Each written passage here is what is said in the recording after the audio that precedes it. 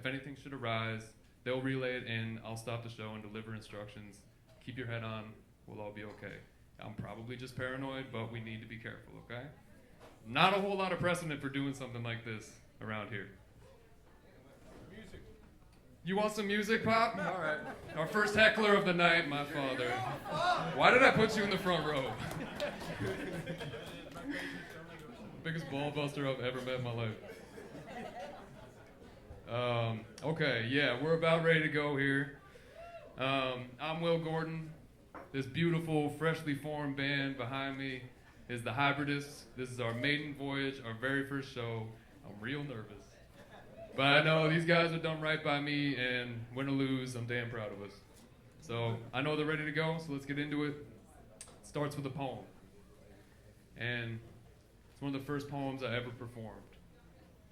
And this album is very much my life's work as an artist.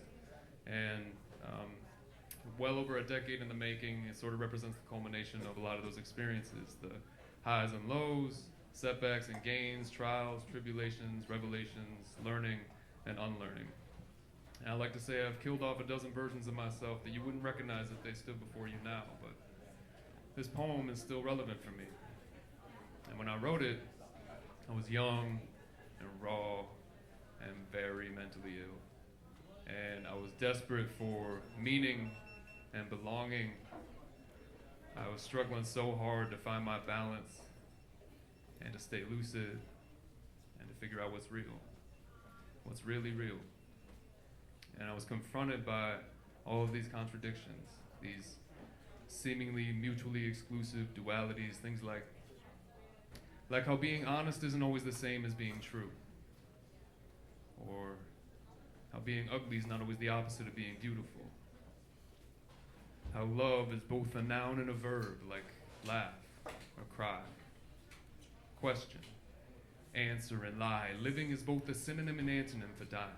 Hold tight, but not too tight. Stay open, but not too open. Be careful. Can't be too careful. When desperation for control mimics the tone of virtue with pitch-perfect grace and purity.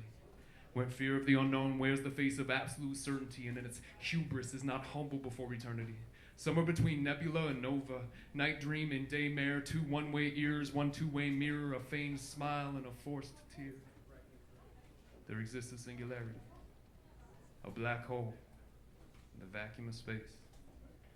You will try to fill it with sex, drugs, money, and power, aka the illusion of being full. You will search the world over and over and over just for something to make you feel whole.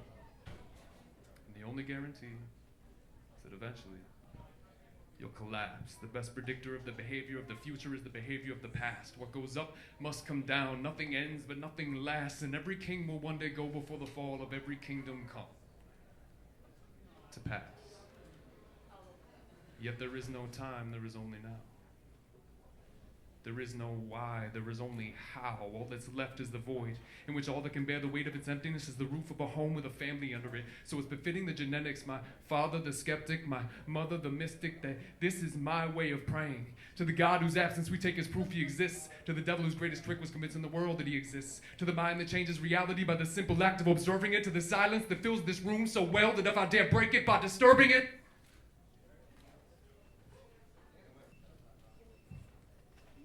I break a little too. With each uprighting movement of every tongue-biting tooth, I lose a bit of glue, and I'm just barely holding this energy here. I try to get my bearings by bearing my soul, loud and clear as a crystal tear, a prism through which my inner light can shed itself the night like skin that fits it no longer, suspending my animation and delaying my departure so I'll never be late. Too early, as the dusk at dawn, for the end is a beginning. And so on and so on, the show must go on. You'll have to keep moving to stay alive. You'll forget the truth but won't forgive. Because the part of you that wants to die must die before the part of you that wants to live can live.